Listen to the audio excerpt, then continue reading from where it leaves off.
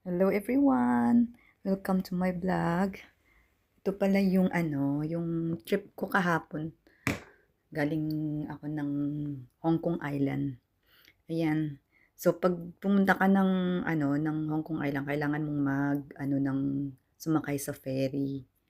So, yan. Tapos ito yung view mo from the ferry boat. Ayan. Ito yung dagat dito sa Hong Kong, guys. Makikita mo yung yung mga bundok.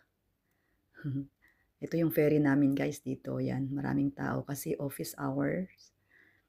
Yan, it's around we took the 440 ferry from Central to Discovery Bay.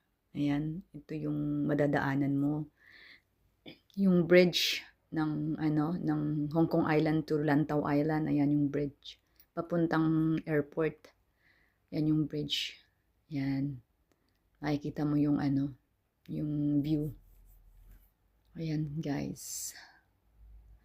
Habang tinatawid natin yung dagat, pabalik sa ating tahanan, ayan ang makikita natin sa sa loob ng sa loob ng ferry.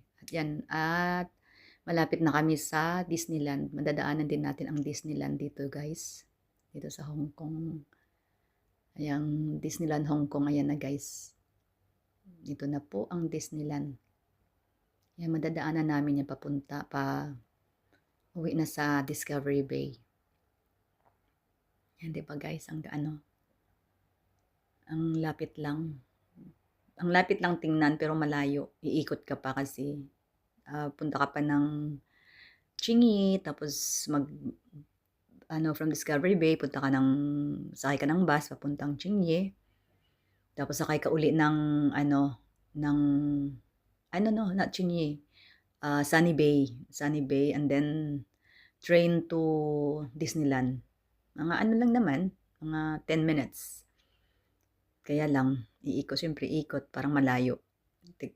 Mga siguro, it's around an hour to get there.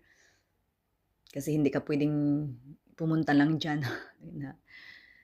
Kasi, private ba?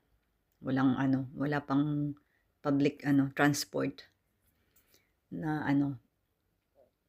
na ferry. Kaya iikot ka, sasakay ka talaga ng train. Ayan. Tapos malapit na po tayo sa Discovery Bay, kung saan po kami nakatira dito sa Hong Kong. Ayan.